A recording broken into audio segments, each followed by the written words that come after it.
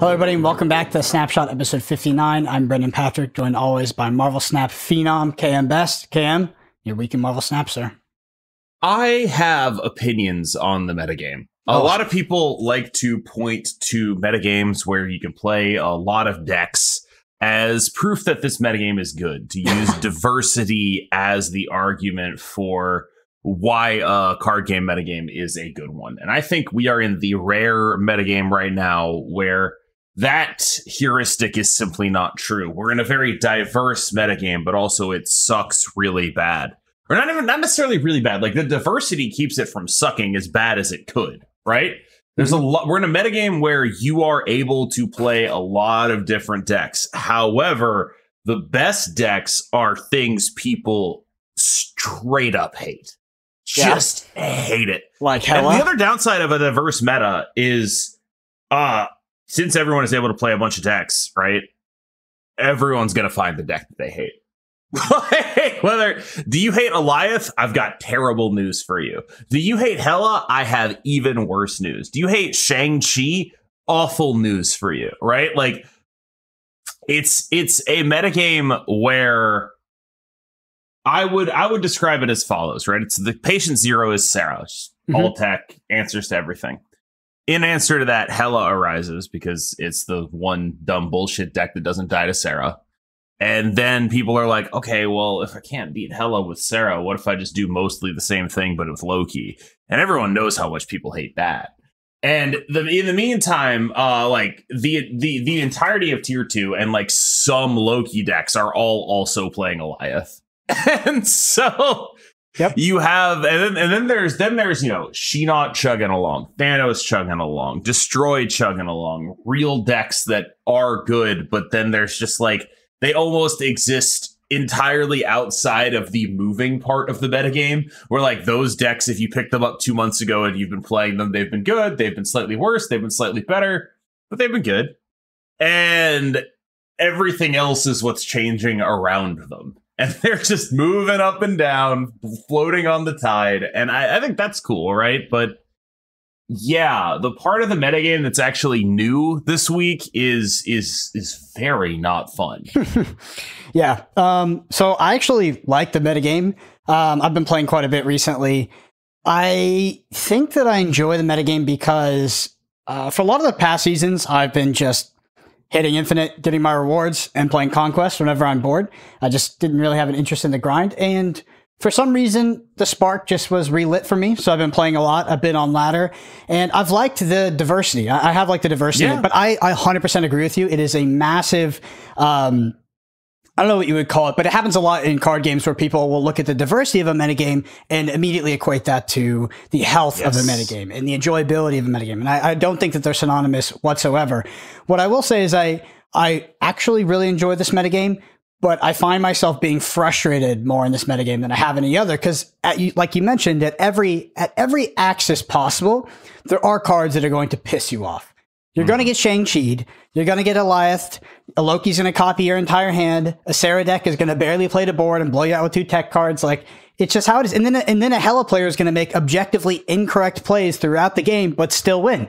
Hela is like my least favorite part of this metagame, but it's hard for me to actually get that mad at it existing when the only reason it exists is because anyone who wants to play, like, you know, people want to play combo decks, right? But they fucking can't because they all get completely annihilated by Sarah. So it's just like, okay, we have one combo deck that doesn't do that. And so I'm going to play it. And you know what? I respect that. Like, if you are like a combo deck player and you're just like, God damn, Living Tribunal is totally unplayable right now. You're right. And so I do consider this in some way Sarah's fault, where like Sarah is the thing setting the baseline and limiting you to, okay, so here's what you can't do. These are the rules that Sarah enforces, right? What you can't do, play ongoings, play stuff that dies to Shang-Chi before turn 6, play things that rely on energy discounts. You also cannot play highly investing in 1-drops. You can't do any of that stuff. Sorry. I would like you to know that you can't do any of that. And so like if you're a combo deck, you're just like, well, fuck me then, right? There is one more combo deck though. There is one more combo deck that is playable, actually. Are you stretching the definition of combo deck here, or are No, you stretching the definition this is of playable? combo in the strictest definition, actually. So are you stretching the definition of playable then? Maybe. Okay. It's called Phoenix Force. Yeah, you're stretching. Okay, yep. No, Phoenix Force is fucking good. And the reason why people don't think Phoenix Force is good is because they don't know how to play the deck, and I didn't know how to play either. There was a document, a PDF. I don't know if you know about this. You probably do. Are you talking about Jet? Yes, he released it. It's really, really, really well done. And some of the stuff, if you played Phoenix 4 before, if you're very familiar with Marvel Snap, it's going to be pretty obvious. But some of the order of operations things that you can do, and how often that deck should be just not playing out its curve, waiting for the combo pieces and investing into specifically the Phoenix Force line, or its secondary and tertiary game plans, it's a fascinating deck. And I have to big shout out to Jet, because that document was, I'll try to link it in the description. And it was completely done by him. He streams in Lambie's Discord from what I understand, but it was super well done. And Cam, honestly, I'm in love. I found love once again. I thought it would never come back. I thought I was going to be lonely for the rest of my life as they got rid of Galactus, but I am here and I am back, and me and Phoenix Force, we've got a long time Phoenix together. Force, but I feel like Phoenix Force, like, first of all, like, Jed is a player whose opinion I deeply respect, and I have talked to about this deck and other decks. He's one of the many people I talk with. Phoenix Force has always been something only he has been able to succeed with. Like, and I don't know exactly if that is a mastery thing or a lack of familiarity playing against it thing, but I think the issue I have taking it 100% seriously as a deck is that in any metagame, Jet will be like, yeah, this is the best deck. And so I find it a little hard to believe that it often is. I don't think it's the best deck. I think it's really, really, really good. I think it's way better than I thought it was. That's what I'll say. I mean, I also think it's way better than you thought it was, but that's sort of like beside the point, right? Like, I think that it benefits very heavily from a lack of familiarity with how big it actually can go. I.e., people making bad stays, people making bad snaps, and that when we saw Phoenix Force actually show up and attempt to become meta, it was very quickly a situation where people were just like, oh, I get it. I don't need to deal with this anymore. And I think Hela's superpower is that it tricks you into thinking a stay is a good idea. I think that's Hela's superpower, and nobody does that against Phoenix Force. I actually think Phoenix Force does that too, because Phoenix Force won't deploy to the board sometimes till turn 3, and it's actually optimal. And they can early snap based off a very powerful hand. And your opponent has no information whether to retreat or not. All they have is locations. And you have that is true. And you will literally have a nut draw in your hand. You're getting 2. You're not getting that that double on the back end. They still do make mistakes. So like things like Doctor Strange, the Alioth as the tech card in the deck can still help you win those like end game scenarios where you cheek out the 4 or the 8. But in terms of getting 2, yes, like the deck is very powerful in deploying literally 0 information and having a hand that is virtually unbeatable by most decks in the game, which is it's multiple man plus destroy, Phoenix Force on 4, and then some move cards as you progress into turn 5 and 6. It's crazy. It's really fun deck. Arbitrarily large, and that is a good thing to do. I do think that is solid. It's just the cube profile is very dependent on your sneaky 12th card. Like right now, I know Jet's been playing Loki in there, which I actually think is super sick. But like, it's just like a lot of your cube profile is dependent on just doing that, right? And I'm a little lower on Phoenix Force than most are, I think. Or not than most are. I'm actually probably higher on it than most people are. I'm a little lower on it than you are. I think that you're misconstruing enthusiasm for my opinion of its power level. I think that Hold on. Can we rewind here? We have an editor, right? Can you rewind and go back to where Brendan was saying, I think the deck is really, really, really, really good. That doesn't mean it's the best. It's really, really good. It's a good deck. Like we're in a metagame where you can play almost anything. I don't know that that's true is my issue, right? Like I am a little lower than really, really, really, really good. I think it is passable. You know what I mean? Like it's like there's probably a lot of decks I'd recommend over it if you are anyone that is not named Jet. But I don't know. Jet did put out some good information if you're trying to be like someone named Jet. I think that there's definitely a lot of information that was put out in regards to the deck that would have taken me a long time to figure out, and it is readily accessible and it's explained in a very easy to understand manner. So I would recommend giving the deck another try if you haven't yet. But if I was hyper focused on climbing right now, like if I needed to get to a certain rank, I'd probably play the Seratek deck. I'd probably play like there are probably like 7 decks I would play before Phoenix Force. 6 maybe. Yeah, I mean, I can guarantee there are 3, and then like there's probably 3 more. Mm-hmm. Yeah, I think for me, there's a few, but I mean they're all pretty similar. I mean, I'm in like top 1,000, so I'm not in the hyper competitive like top 100 bracket yet. So I think my opinion is going to be a bit more flexible than yours because the margins I'll are probably end up playing Phoenix Force if the metagame devolves even further into Loki stuff. Because that's like the one that's the actual use case for Phoenix Force for me is like, oh boy, there's a lot of Loki running around there. Like that's when I find it to be the most useful. And we haven't hit that point yet, but who knows? By the time this podcast comes out, maybe we will have. But like that would be the trigger for me, like saying, okay, it's time to put Phoenix Force on the tier list. Is the meta shifting in such a way that like, 20% of the metagame is Loki and like 50% of High Infinite is Loki, and suddenly this is just like the easiest thing on earth. Yeah, I'm interested to hear what other people's opinions are on the meta because I think in general, like the highly diverse metas, they get a better reputation than maybe the top end players have. Like the general player base tends to have a better opinion of the metagame than the top end players do for the same reasons that you outlined earlier. So I'm interested to see if people enjoy it as much as I think they do, because I genuinely feel like if you're going to queue ladder and you're even relatively high infinite, so if you're in the top 1,000, you're in the top 2,000, there's so many decks that you can queue that are totally competitively viable. But it's true. In terms of frustration points, there's a lot of cards out there that are being played in the metagame that you need to consider, and it's almost impossible to play around all of them sometimes. So it's an interesting metagame. Let's get into the news. So kick it off with the OTA. We had Omega Red. 4/5 stat line, same thing, but it used to say ongoing if you're ahead by 10 power here, plus 4 power to other locations. Now it says ongoing if you're winning here, plus 3 power to other locations. This seems like a pretty significant buff. I was able to actually use this in the decks that I climbed to infinite with.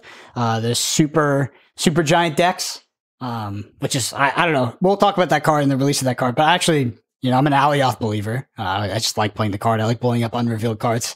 So it was fun to play. Omega Red is a clear example of the disparity between 4-drops and every other cost on the curve. Mm-hmm. It is yet another 4-drop that is like, I'm a 4/5, but I'm actually like a 4/10 plus, right? And it is, it's not unplayable. It's like fine. It's competitive, right? Like it's a card you can play, absolutely. But it's like what, the 5th best 4-drop? Yeah, I mean, the Supergiant decks higher. Yeah. The Supergiant decks, we'll talk about Supergiant in a bit. I'm saving my stuff. We're talking about Omega Red now. We'll talk about Supergiant later. But like, I don't know. I saw Spyro running Omega Red and Loki, and it's like, sure, whatever, go off, right? Like, that's fine. I don't really care. It's probably not 100% optimal, but it's like 95%. It's close, right? It's not a bad card. It's a good card. You'll catch people by surprise with it, and that really can make up for any kind of card being bad, right? So what I'm getting at here is holy shit, 4-drops are too good. Well, wait, yeah. Once this podcast, like the day this podcast is releasing on a Monday, on Tuesday, there's a 4/10 that's going to be released as the new card. I mean, it's just guys, 4-drops are, and I think the more I think about it, the more like I find it hard to make this a good YouTube video. Mm-hmm. So I'm going to just like give the game away a little bit here. But I think it was smart for the designers to be like, 4, that's the cost you can't play 2 of on the final turn of the game, right? Yeah. 4, you can't play 2 of those on the final turn of the game. That's where we can put these big swings like Shang-Chi and Enchantress, because those are cards that you want to play on the end of the game, right? And if you're only playing one of them and you're also playing a 2-drop, that actually is a reasonable sacrifice to make compared to the power at the other costs. And like, that feels very basic and well thought out to me.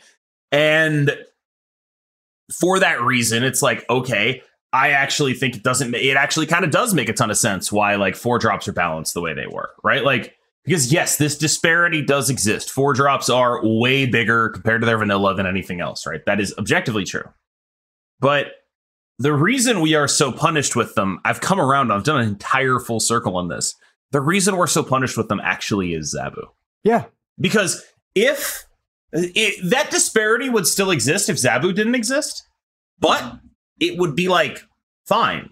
Because you wouldn't have an option to opt out of playing 3-drops, right? Like, you wouldn't be able to opt out of that, right? If you actually had to pay 4 for your 4-drops, there's no more Shang Darkhawk final turns. There's no more playing 2 lane winners on the final turn of the game. There's no more of that shit. Yep. And so I used to be like, oh, it's not a Zabu problem because the disparity exists independent of Zabu, which it does. It does exist independent of Zabu, but it is a Zabu problem. Because the thing that allows you to exploit the disparity is Zabu. Disparity isn't inherently a bad thing. It becomes a bad thing when it becomes exploited. That's Zabu. Yeah. I think the entire game right now is worked around Zabu, and Zabu is the most powerful card. I think it's more powerful than Miss Marvel. Miss Marvel is a ridiculous stat line, probably will get changed at some point, but Zabu is dictating the entire metagame and is dictating most of Marvel Snap deck building right now. There's a few serviceable 3-drops that make their way into the list. Mobius, which is a tech card in its own right, but then also Gladiator, which is it's way above rate. It's the only 3-drop that has the rate of the good 4-drops. It's the only one. It's the only one. There's also a 2-drop that's of similar rate. I mean, it's not the same argument, but there's like Maximus and things like that. Yeah, the exactly. Only 2-drop that has the rate of the good 4-drops. But then there's tons of 4-drops that break this paradigm of what is a normal rate. And yeah, Zabu is making all of that possible. I think it's actually cool that, like, I actually totally get it, right? Because it's like, okay, 4-drops break the paradigm of what's normal rate because that's where you have the break point, right? The break point between 3 and 4 really does matter. Yep. Until Zabu exists. Until Sarah exists. And so, like, if you look at the base game of Marvel Snap, which is probably before any of those cards even entered anyone's mind, it makes perfect sense why they made these design decisions. And then later on, the implications of those design decisions became much more visible. Yep. 100% agree. I'd be interested if anybody has a counter argument to that, because I genuinely believe that is the case right now. And you pointed out a perfect example too, which is double deploying a Shang-Chi and Enchantress on the final turn. That seems like something that's not supposed to be possible based off their cost structure. It's like very explicitly not supposed to be possible. That's why they cost 4 in the first place, right? Yeah. It's and it becomes like this priority game, right? Which is, I don't think that's the intention of the design, is to, lose priority in Shang and Enchantress on the final turn. It actually strikes me as quite elegant when you think of the design of Shang-Chi in a world where you can't pair it with something that wins a lane. Mm-hmm. Like, it's like, oh, I get it. You're making a sacrifice there. I get it. It's funny how we come full circle after a year plus of Marvel Snap now in global release, is that the cost reduction in card games is such a dangerous mechanic. It's a fun mechanic, don't get me wrong, but cost reduction, it's just... That's not what I'm saying, and I don't agree with it. You don't agree with it, as Sarah and Zabu are completely... I think it's a dangerous mechanic, but I think the way this argument tends to go is to say, oh, just never do cost reduction, which is horse shit and should not happen. Like, people are always like, oh, cost reduction is so dangerous, it's always broken. Like, well, shut up. You want your games to have different tenors. You want them to feel different depending on the cards that are played. You want there to be exciting things in your game. Yes, cost reduction has to be looked at very harshly, but the idea that they should never do it, like... Do you think it's that... okay, here's my thing. Do you think every game designer ever is so fucking stupid that they don't realize cost reduction is often incredibly strong and they keep doing it anyway because they're just fucking stupid? No, they keep doing it anyway because it's incredibly exciting. It gives games unique tenors. It gives them unique shades of how these games play out. It's an exciting and powerful fantasy for you to have as the player, and it's a good thing for the game. Yes, it is very strong. However, my argument is that not doing it would just turn your game into Legends of Runeterra, where it's just bleh. It's just all bleh. everything is bleh. Like it's, and I don't even mean that because like Runeterra had cost reduction, right? Like I just mean that like to remove such an exciting part of card games from your card game would make your game more boring. Apologies to the Runeterra people. I just used it as shorthand for boring. It's like, it's a very smart and well-designed game, but like that's the kind of decision it feels like they would make, right? Where it's like, okay, this is a thing it always gets broken, so what if we just never do it? And the result is the game ends up more boring and less exciting. Well, not sure that was the argument that I was making. More pointing towards this concept in card games that if you recognize it and you understand how powerful it is, you can also recognize and understand what cards are going to be powerful as they're released. Like Loki, which we're incredibly correct about. Like, it is a powerful mechanic in games. It is dictating the metagame in Marvel Snap. Doesn't mean it should not exist, but it is probably one of the most powerful things you can do in Snap is reduce the cost of cards because you break the paradigm of design. Like you said, 4-drop double deploy on turn 6 is just not something that was intended. Not that it wasn't intended to happen, but when they initially made Shang-Chi, they initially made Enchantress, they might have done it without the context of Zabu. And the context of Zabu changes everything. I believe that, yes. Yeah. All right, next one is Beast. I went to Google this to see if cost reduction actually did exist in Runeterra, and the first thing I see is a video from Majin Bay that's like, good thing cost reduction has never been broken in card games, and it's like talking about a cost reduction deck. It's like, this is exactly the thing that I'm talking about. It's right. You're like, look, you have to try it because it is fun and cool. I'm sorry. Like, yeah, no, cost reduction has been broken in card games before. I get it. But like, first of all, right now, I would hesitate to describe it as broken. Second of all, it's like, it's still an exciting and fun game, and the gameplay is good, and the metagame is balanced. And like, hey, wait a minute, hold on here. Is cost reduction actually a problem, or is it contributing to a solution? Like, I feel like people blame cost reduction for shit where it's like, especially in games that aren't Magic the Gathering, in which free spells are almost always just like the most insanely broken thing of all time. But in a game like Marvel Snap, where there's no such thing as like tempo, you know what I mean? I think they actually have a lot more room to play around with cost reduction.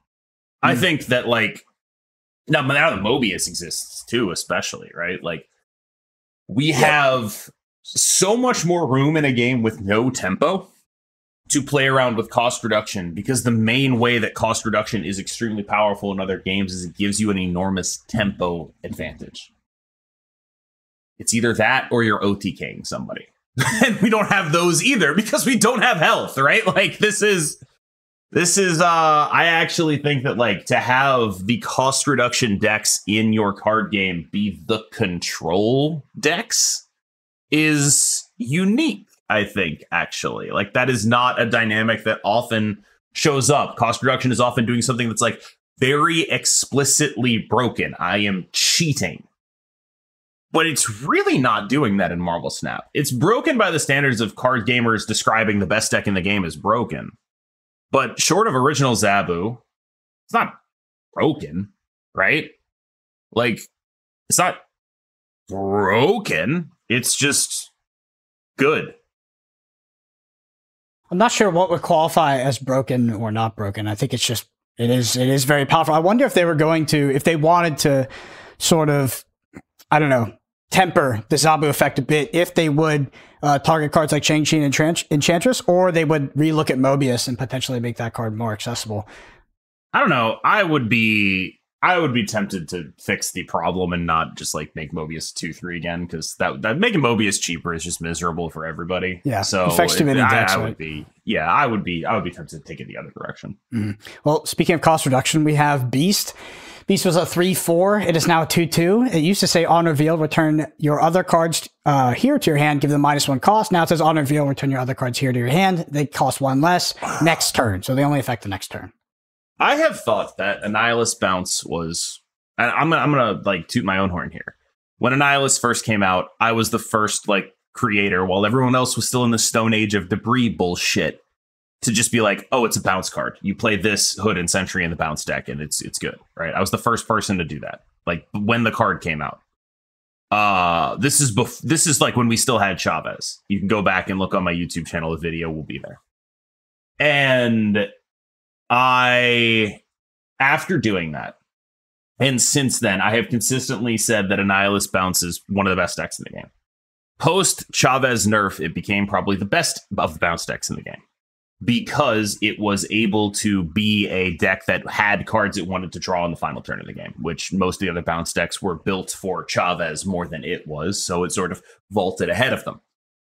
Since that time, there have been 4 nerfs to the deck.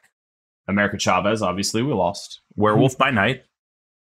We lost the point of power on Annihilus and the ability to send over zeros, which you don't think the sending over zeros matters, but it is something you would use to clog your opponent some of the time. It is something that actually did matter. Because even though your stuff was 1s, you would put it in a location that like took power off, and suddenly you'd be able to like do stuff like that. And we lost, forgive me, and we lost Beast, right? Mm-hmm. So we lost Werewolf, we lost the point of power on Annihilus, we lost Beast, we lost America Chavez, yeah? And that's 4 cards we lost. One of them is no longer in the deck because it doesn't go in there anymore. That's America Chavez. But what really gets me about it is the other 3 are actually just still in the deck. So you look at that deck we were playing back in October, and you look at it now. October. No, it wasn't October. It's like November, right? Miss Marvel season November? I'm not. I think it was November. I want to say we've been playing it for 4 months, but I just forgot that it was February. And so it was like, oh, yeah, October. But yeah, you look at that deck, and the deck we're playing now is just that deck, but worse in 3 cards. Same deck, just worse. America Chavez became Zabu to enable the new Werewolf, which is worse. We are now still playing Annihilus, who is worse, and we are still playing Beast, who is worse. And this deck has just been like hit after hit after hit after hit after hit after hit. And it has fallen from what I would say was like one of the best decks in the game consistently to, I don't know, it's pretty good. It's pretty good. I like it. It's pretty good. But it's definitely a lot more fair than it was. And you can really feel the impact of those nerfs in the way your final turns play out. There's so much competition for what you want to be doing on 5. Because it's like, okay, I need these free 1-drops on 5. But I also need to play this Annihilus before they fill the lane up. And then, like, there's also that same competition on 4 because it's like, okay, I need to play the Sentry, I need to play this Annihilus. When can I fit this Beast in? I don't want to play the Annihilus on 6. They're just going to fill that lane up, and I won't get anything out of it. What if they put an armor in there? I just die, right? Like, there's a lot. The flexibility of the deck is severely reduced. First by being forced to run Zabu, losing America Chavez, the point of power on Annihilus, and now by this Beast change. Mm-hmm. I think the bounce archetype in general is taking a lot of hits. It doesn't feel great. I mean, the Angela, then the Kenny Pride, America Chavez was a huge hit, and then all the hits you talked about. It's just like, I find this was the first deck that I tried to revisit this season, actually. And I don't know. I just feel like it's missing a couple pieces to be at the top right now. And they just keep it.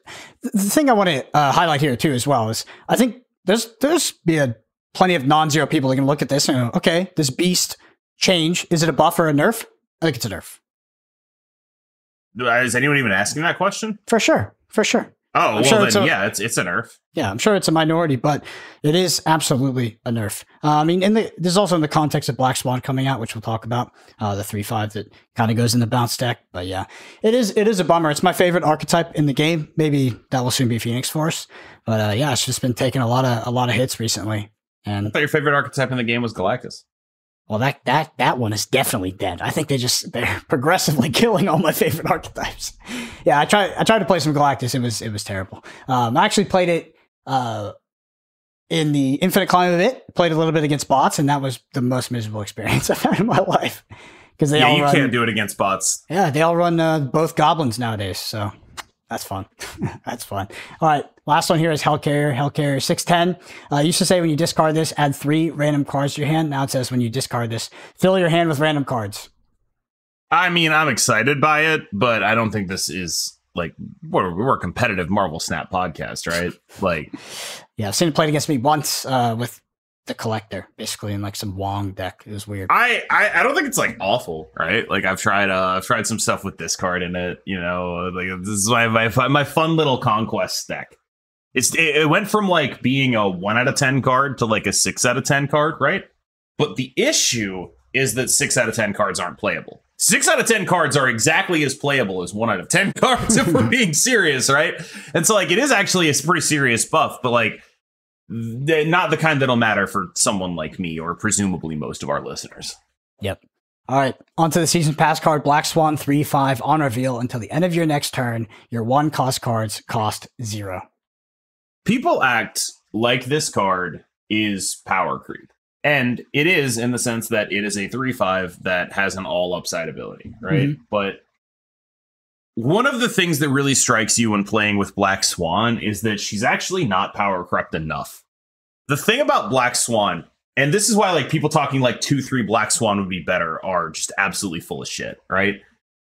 Black Swan requires you to run a bunch of 1-drops. Mm-hmm. You are dedicating multiple slots in your 12-card deck for a bunch of 1-drops. She needs to be big. The other thing is with 1-drops, how often is going from 1 to 0 a serious advantage? How often is that a serious advantage?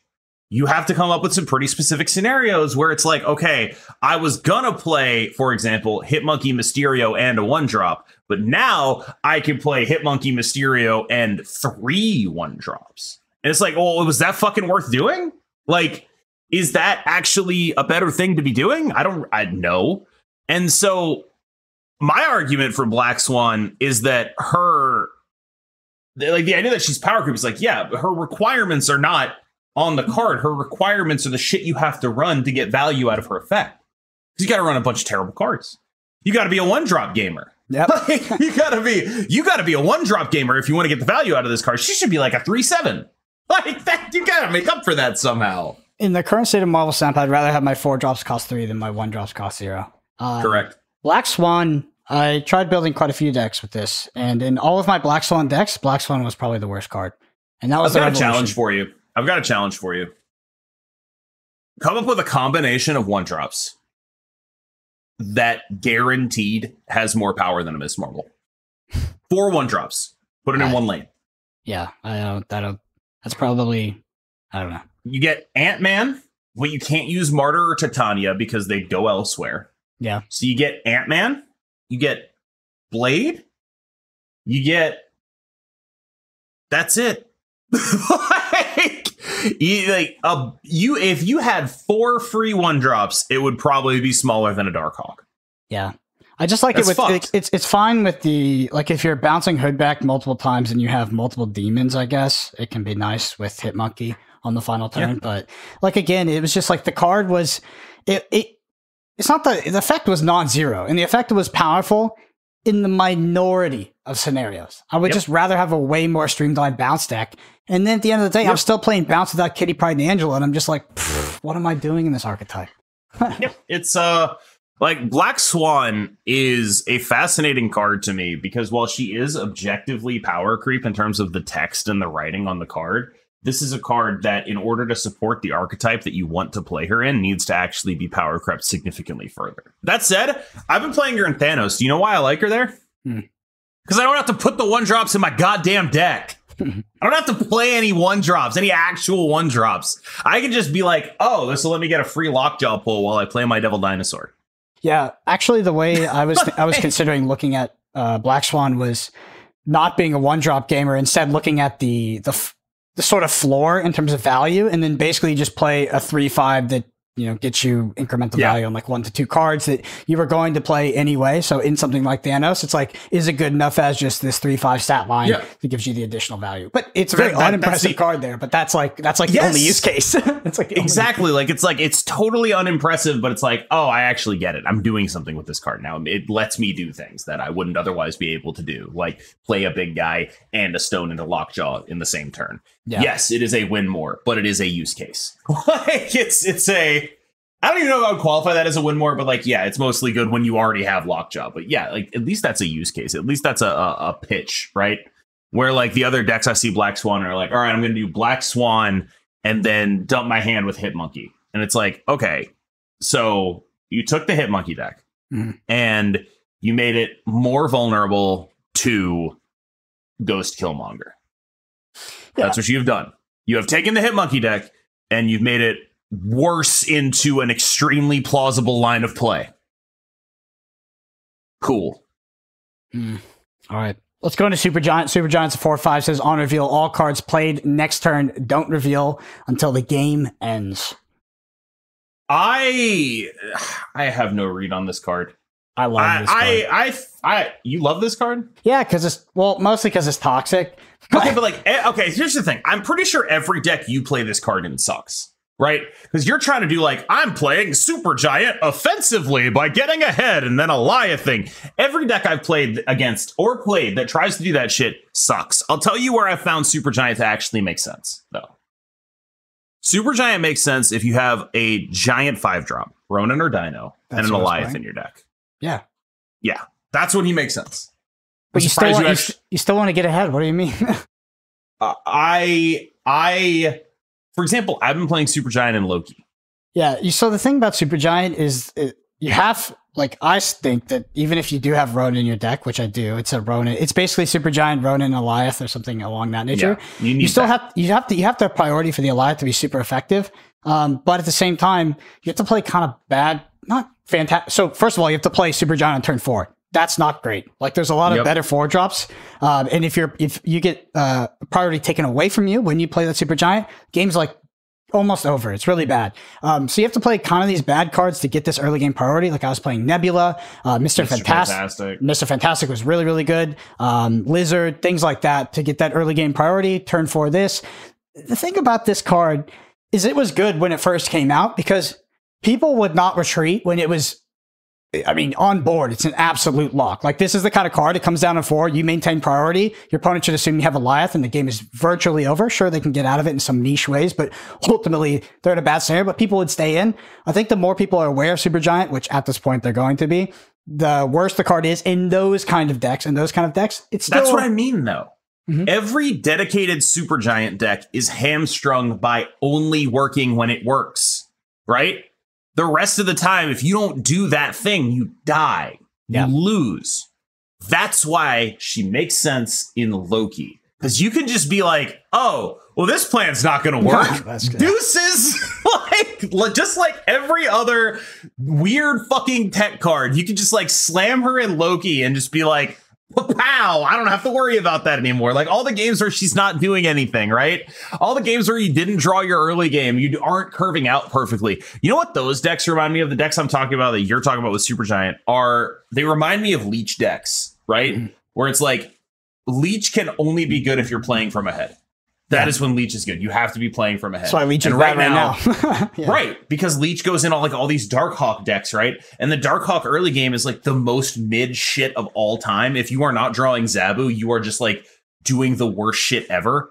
I actually think there's probably room to experiment with the early game in that list, specifically because of it. Because this is exactly when Leech should be good, and he sucks because Darkhawk cannot get ahead right now. Mm-hmm. Because it'll just be haha, I'm the Darkhawk gamer. Ooh, fear my Porg and my skipping turn 2. It's just you just can't play Leech and you do shit like that, right?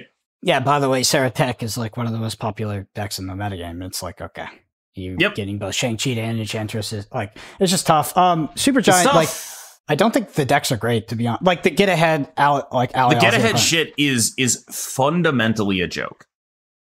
I thought it was fun to climb with, but I'm not playing it anymore. I think the Supergiant is a really cool card, though. In terms of game when you say fun to climb with, hold on, I'm gonna dive down here. Do you mean pre-infinite? Yeah, of course.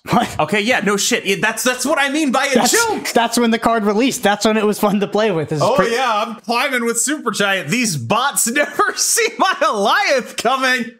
Well. Yeah, I don't know. It honestly wasn't great versus bots, to be honest. It was just great. Yeah, because your deck is predicated on getting ahead, so they'll leave. The bots are smarter than the people leaving those games. Yeah, people don't know how the bots work in that manner. If you're behind in 2 lanes by turn 5, they'll snap you and they'll usually stay in. There's some other parameters that you can AQ them easy with other decks. This is the antithesis of those decks. This deck gets ahead 2 or 4, baby. Yeah, it's a terrible bot deck. But it was fun when it first released because people were staying in games they shouldn't. You can also do some funky stuff with Supergiant because the cards your turn 5 reveals at the end of the game. There's some stuff you can do with Abs Man and things like that. I think it's all terrible, but it's kind of cool when it happens. It's cool when it happens. It reminds me of the day 1 Grandmaster priority Goliath decks. Mm-hmm. where like people have been trying to live the stream for a while, and I do think it's better than those, right? Because it's a 4-5 and not a 2-0, but like that is it's like a marginal upgrade, not like the kind of upgrade that pushes that to being real yet. Mm-hmm. Yeah, ultimately, in regards to Supergiant, I think that the card is not very good. I had fun with it more than I would with like other cards that are not very powerful, that I would just immediately skip. I actually had, fun playing this. Sometimes I'll queue up the deck. Like it's still okay to play. It's whatever. But the card isn't it. I do think that it's a cool card to have like in your arsenal. Yes. To like whip out, if you're going to like a tournament or something, it's like a legitimate tech card that I would consider. Whip out that Supergiant like I'm Drake. Yeah. Oh God. Yeah, you guys don't have to worry about what that's a reference to. Just let that one pass. Anyway, on to the Bend and Snap. First one is from Johnny. They say, "Hey guys, love the podcast. At 4724, you mentioned you think tilt comes from poker. It actually comes from pinball machines, where the machine will flash, tilt, and immediately end the game if you tilt the machine either through rage or attempted cheating." I actually knew this. True? Yes, it is true. I knew this. I just forgot about it at the time. Sounds like an urban legend. No, it's true. It's true. I've heard it before. Like I had heard of this before. I just forgot. Huh. Yeah. Okay. Next one is from Snapchat's Pod. They say, "I love Cam's Sunday tier list and find myself refreshing X and eager anticipation midday Sundays. I find Cam's ban them for calling it X. I find Cam's tier list to be the most accurate representation of the top decks in the current metagame. Can we talk about your process for identifying and ranking top decks each week?" I basically spend the whole week synthesizing information, which is a fancy way of saying I don't really have a process, right? I play a lot of Marvel Snap at a high level. I take note of what I'm seeing. I take note of what I'm playing. I take note of what people are succeeding with. And I have a very active chat room of very good players who help me both understand and learn about the things that are gaps in my knowledge. It's like, why do you think I have these off-meta specials with people like Husky or Big Baby or any of those people who are like tearing up Infinite with something that looks weird? Those are people that I talk to a lot. And so in order to make sure my perspective is broader than just saying, here, I'm going to go on a tangent. I think a lot of other tier lists, because like when you look at like who does tier lists, the other tier lists that I view myself as competing with are Marvel Snap Zone, Untapped. Like that's my competition. I don't really think my competition is other YouTubers necessarily. I view myself as competing for authority with those websites, right? And one advantage that my tier list can give you over those websites is, frankly, just looking at numbers is bullshit. Like, just looking at numbers will tell you Brock Purdy is the best QB in the NFL. That's fucking horseshit, regardless of what happens in the Super Bowl later. Bro, I think the data is infinitely worse when it comes to Snap than that. And that's what I'm saying. Yeah. They have good numbers. They have, like, in the NFL, there's numbers that actually make sense, right? And even then, the numbers are totally unable to tell you the whole story. They are fundamentally unable to account for the fact that Brock Purdy has the best yards after catch receiver in the entire game, and also the second best yards after catch receiver in the entire game. And they are unable to account for that and its effect on the scheme. The numbers simply, football's a very complex game. And right now, if you just reduce any aspect of football down to one number, you're probably going to look like a fucking asshole, right? And Snap, on the other hand, is also an extremely complex game with much worse analytics. This is just people looking at clusters of cards and saying, and grouping them based on their perspective and saying, here's what our numbers internally say is this deck is good about, right? Like what about how good this deck is, right? And my view is that while those numbers can be useful to, let's say, the average player, right? Let's say Johnny climb into Infinite or Jack taking his shit, like these guys are, you can actually probably be very well served by those tier lists. But if you want to understand or at least get my perspective on the dynamics of the metagame, why things are the way that they are, and why my opinion differs from, say, established data, then you are going to need more time to explain it than is devoted to on those websites, in my opinion. And I think that I have an incredible respect for data, an immense respect for data. But if someone who hit rank 1 tells me some stuff, I'm going to trust that more than data gathered from people who are like 70,000 infinite. You know what I mean? Like, I buy data as a valuable aggregate source. But I also think that it is abundantly clear that the way top players play is different than the way people in the data play. Like, for example, the deck Dara hit rank 1 with has a negative win rate on Untapped. Does that mean the deck is bad? No. Dara specifically built it so that he had a card in there, Armor, that he thought kind of sucked, but would be able to scam 8-cube games.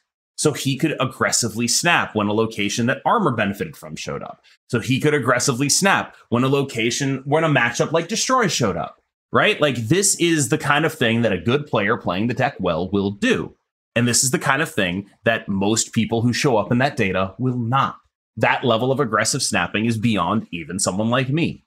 And so I think that there is just, I think there is just like a lack of willingness to understand just how limited the data tools we have are. And I understand if you want to look at me and say, well, KM, you're just giving your perspective. I will say, yes. Yeah. I will be like, yes, I am. I'm not pretending to do anything other than that. Right. Like, there was like a whole gag on one of my tier lists where some guy was like, well, what do you like? You're just basing this on your opinion? She's like, yeah, that's why it's called the KM best tier list. This is mine, and I base it on what I think. And I think that there is this sort of pretense of objectivity that if a deck is ranked high on one of the database tier lists, well, it must be good, right? And that, I think, is not true. And I'm sure the data guys know this. I don't want this to sound like I'm dunking on them, because both Den at Marvel Snap Zone and the people at Untapped are people I greatly respect. Yeah. But like, yeah, this is their job, right? Their job is to take this data and use it to help you in the best way possible. And I think they are doing that. I think I am also doing the same thing from a different perspective. That's all. Different lists for different objectives. If you're, I don't know, Andy Infinite, and you're trying to hit Infinite, and you want a deck that you can pick up and play and has a solid win rate, is well rounded, then you might find one of those on one of those tier lists. If you're trying to compete at high Infinite, you probably want to listen to the players that are in high Infinite. Like, it's just, I find, those deck lists for me, like, even before Cam was doing the Twitter aggregate deck lists, I was still following the top players on Twitter and using their deck list. That's just always been the case for me. The data is just too muddy, and it's not granular enough for what actually goes on at the higher ends of Infinite. So yeah, there's also like sample size issues with data right now. So like, if you go to Untapped right now, for example, the highest win rate and cube rate decks, the only decks in tier A are Beta Ray Bill and She-Not, but they're a popularity sample of 1.3% and 1.6%, right? Whereas meanwhile, of decks in tier B, Hela, Lockdown, Destroy, Thanos, Loki, Darkhawk, all of those decks are well above a 4% sample. So for context, again, the smallest of those is Destroy, 4.1%. That is 69 decks compared to 13 and 34 for Beta Ray Bill and She-Not, right? Like, I'm not saying, I'm saying I would be wary of that specific tier list at that point, right? Like, if you're telling me Beta Ray Bill and She-Not are the two best decks in the game, and they are followed by Hela, Lockdown, Destroy, Thanos, Loki, like, I would say those ones are probably the best decks in the game. Like, those are the ones who are actually probably the best decks in the game. And you could say, like, maybe I actually had, I think, 7 of those decks on my tier lists. But it's like, it's very hard to justify to me that someone should be playing Beta Ray Bill to climb high infinite rather than any of the decks ranked below it there. Yeah. You know what I mean? I think if you're new to Marvel Snap and you picked up Dara's deck that he climbed to rank 1 with, I would expect you to have a negative win rate. The deck is hard to play. It is completely predicated off knowing what your opponent's deck does, the cards in your opponent's deck, what they are, and where they will deploy those resources. Like, it is not a very linear deck whatsoever. I would expect you to have a negative win rate. There's one other issue I have with the data sites. And, like, obviously, I want to be 100% clear here. I am only ever just giving my opinion when I do a tier list. I do not pretend to be anything more than that. It's funny that people think that's not the case. I don't want anyone in the comments being like, KM, how can you say we should trust you more than a data site? I'm not trying to say that. You can absolutely trust a data site more than me. I'm just a dude, right? You are absolutely fine to do that. That is like 100% A-okay. You are absolutely right to think that. 100%. If you think that, I have no problem with you. If you jump in my comments to act like I have a problem with you, then I have a problem with you. But if one of the things that bothers me specifically about data-based Marvel Snap is that there is this idea that cube rate is inherent to a deck and is not dependent on how you play it. So the Untapped tier list, I know specifically, is ranked by cube rate, which is, in my opinion, like, not a fake stat, but one that is presented as being inherent to a deck when it simply is not. Yeah. Decks don't have cube rates. You control your cube rate by snapping properly and retreating properly. You, the player, are the person who's in control of that. Now, I find that cube rates tend to vary heavily with how familiar people are with your deck. The cube rate is not inherent to the deck, right? Like, cube rate is very often dependent on people not being familiar with what you're doing. If people don't know what you're doing, you're going to win more cubes because they don't know what you're doing, right? Like, that is... But the idea that that is somehow representative of a static description of how good the deck is fundamentally misunderstanding what cube rate actually is, right?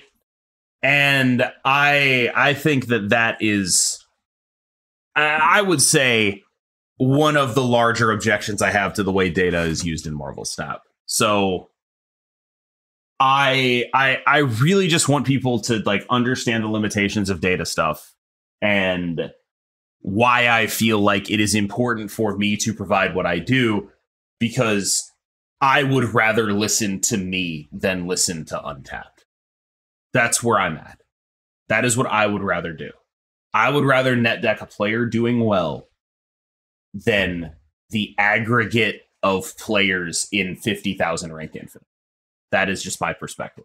All right, next one is from Brandon. They say, on the silver point, poker and backgammon have been around for hundreds of years. Snap for 1 year, for starters. Secondly, because the cards in the meta are ever changing, I don't believe it can be truly solved, which is one of the things that it takes to make a great game. Solvers equal stale meta. It's just in response to our conversation. Right, I remember.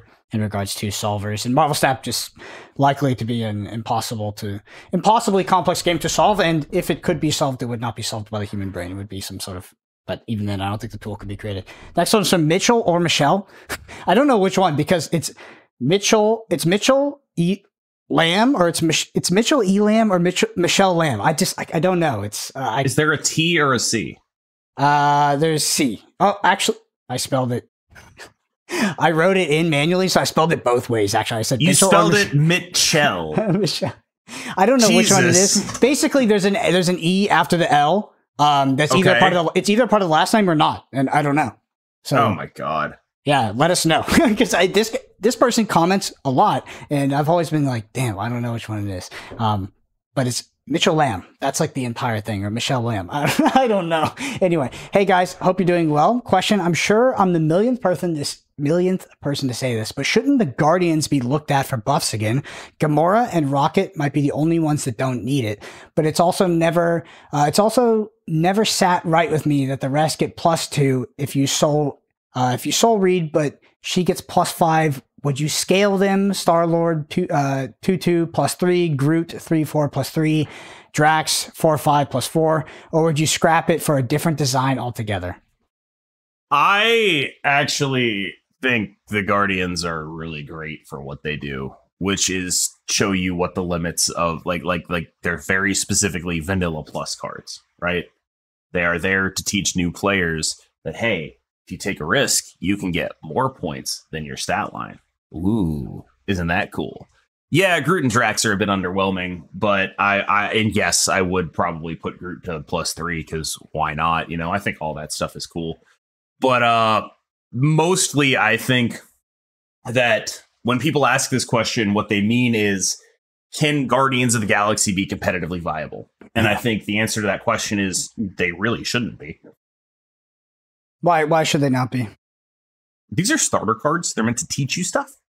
If these were competitively viable cards, that would be greatly upsetting to the balance of the new player experience. I would not mind them being buffed. I just think they should be absolutely banned in bot decks. Because they're You know, I think, hear me out. I believe personally that they programmed the bots to play them randomly. Oh, okay. Well, the bots don't play Green Goblin and Hobgoblin randomly, and that's already tilting enough. I believe that they specifically programmed the Guardians to be played on random. Okay. Because I remember noticing bots playing them wrong, and it's like, wait, we know they're cheating. Why are they not doing it?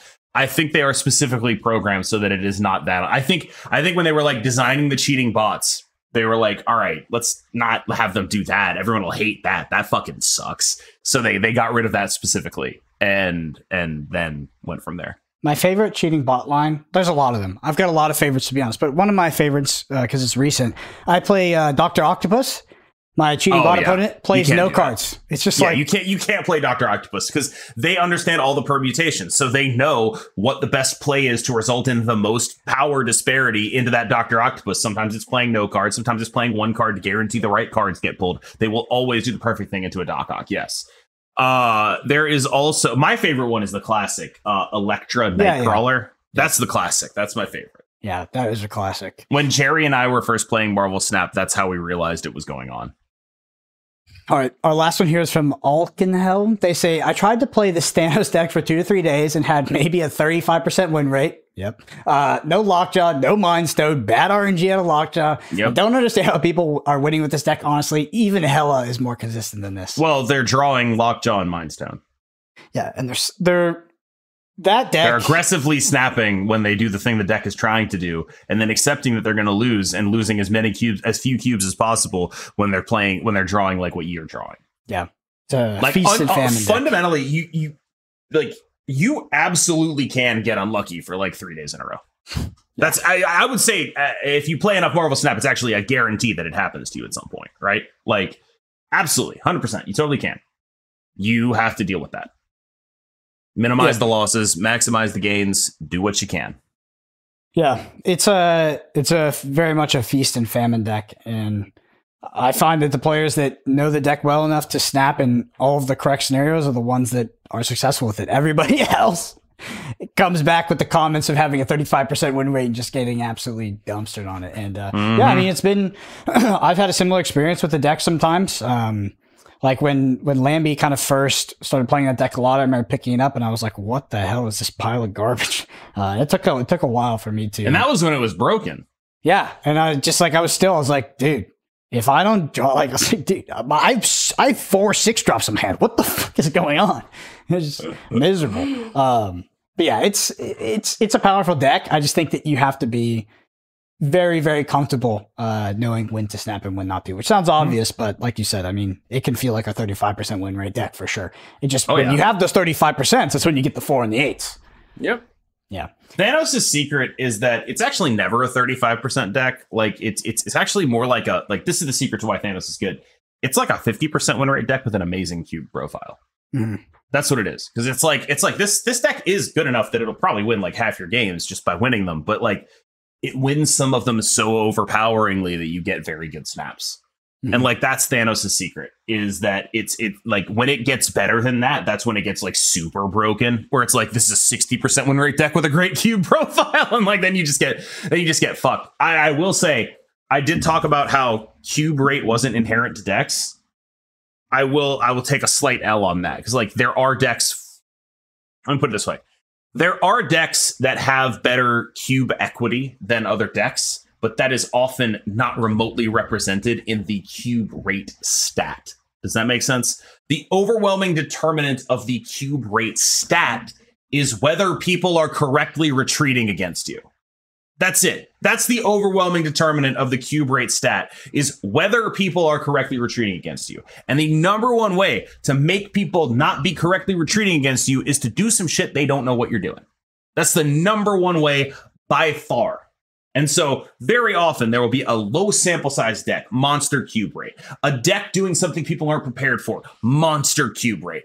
That is not inherent to that deck. So yes, while there are certain strategies that have cube equity built into them, it is not the same as the cube rate stat as defined by the data websites. Mm-hmm. All right, well, I want to hit on a couple lists before we head out. First one is Dara's list. So Dara hit rank 1 with this list. It's a Sarah tech deck like we talked about, and I think I swapped in the Jeff. So it's going to be Shadow King, Zabu, Armor, Lizard, Maximus, Killmonger, Mobius, Gladiator, Shang-Chi, Miss Marvel, Enchantress, Sarah. I maintain my original point that I believe that if you are newer to Marvel Snap, or you aren't abundantly aware of what every single deck in the metagame is trying to do and what their win conditions are, you will probably not have a lot of success with this deck. This deck is a knowledge deck. And for the record, I actually have recorded an interview with Dara to go up on my YouTube channel. So we're gonna have that out probably, I don't know, Tuesday or something. My guess, Tuesday, Wednesday range. But I've actually talked to him a lot about this list, is what I'm getting at here. And I want to specifically zero in on the armor, because like one thing that makes Dara a good player and distinguishes him from even many other good players is he will play cards specifically for cube equity and snap equity, even if they're not the best cards in the deck. Because you are playing against a lot of people at high infinite that you know what they're playing. Mm-hmm. He uses that information very readily to make aggressive snaps. If you feel like this deck, for example, is favored in basically any matchup but Hela, Dara was talking about how he'd basically always snap before turn 3, as long as he wasn't completely throwing the game away with his hand. And like that is the kind of thing that you need to do to actually succeed with this deck. Now, he's also probably playing it better than most people, right? Like, but I think the most unique thing about him is the way he snaps and the way he approaches playing the deck. Now, that said, I mean, yeah, obviously you would drop the armor, right? Like that, if you're looking for the perfect version of the list, you drop the armor, but the armor is a cube winner. That's what it's there for. So find another card that you can use to scam people out of cubes.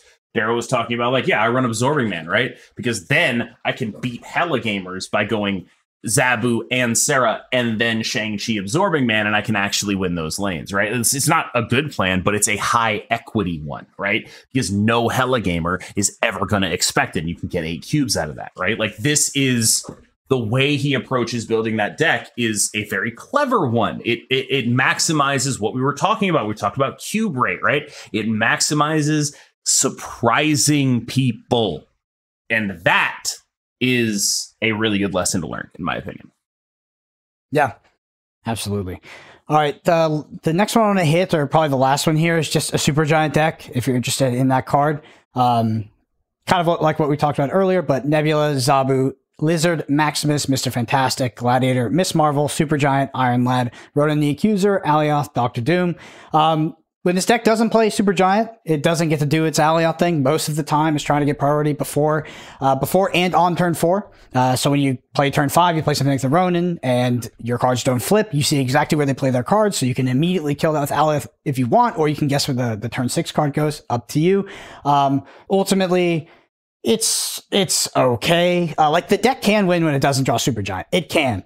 But your opponent probably also has to be on a bit of a low roll to do that. I mean, it does have just the Miss Marvel package, which just can win games, and Doctor Doom can also help spread power with that Miss Marvel. Other than that, it's pretty mid deck. But if you're looking to play Supergiant, this is the list that I found to be the most enjoyable and the most successful. For what it was this Lambie's list? It was Lambie's list, but me and Lambie were kind of workshopping a bit. Okay, because like I remember Lambie posted this list and he was like, "Bad deck, do not play," all caps. Yeah, I was in his chat that night, and we were like kind of workshopping some of the early scalers, because the issue is like it's kind of a pain in the ass to get priority, to be honest. Because like when you play Supergiant, when you play a 4-cost 4/5 on turn 4, because you have to play it on turn 4 to get the effect that we're talking about. That's a really shitty turn 4 play. So you're actually relatively likely to lose priority to something like an Iron Lad or a Miss Marvel that, puts points in the middle lane plus triggers on like the right lane or something. And then once you lose priority in that situation, it's just like, it's really bad. So somebody added Nebula and Mr. Fantastic. I think prior to that, he had like Absman in there. I was like, it's probably not working. We needed that early scaler in order to get priority. And the whole deck is like, you like play Maximus on 2, like you don't care. It's like you just need priority to do the thing. But yeah, all right, probably mid. One last thing I want to talk about is Corvus Glaive, which is coming out next week. That's not true. Cull Obsidian is. Oh, it is? Oh, well, never mind.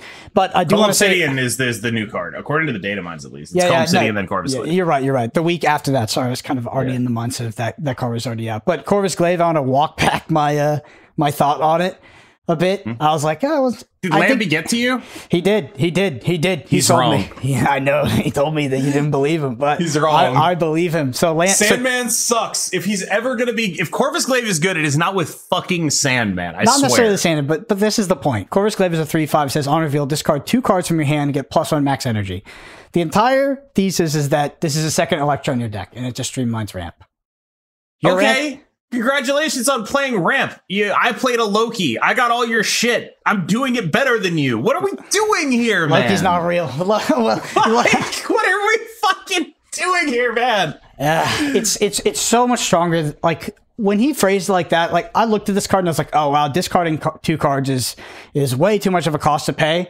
But I think in the context of a ramp deck, it would be fine. So you will be fine, but it's also just like in the context of a ramp deck. Okay, congratulations. You played your turn 3. I played my Loki. Meanwhile, I've been playing like, I don't know, Gladiator and whatever. Like I'm playing just big dudes into Loki, and you're just hanging out, playing a Sandman on turn 4. Like, okay, man, nice Sandman. Like, I don't think I specifically object. And like again, I don't think I specifically object to ramp. I like specifically object to Sandman. Okay. I think Sandman is perma ass. I think Sandman wasn't in my evaluation. Sandman is just, it's perma ass. And that's good because that card sucks. Sandman is just like, the other issue that ramp has is like, I cannot figure out a single way that your Corvus Glaive ramp deck does not get heinously fucking owned by Hela.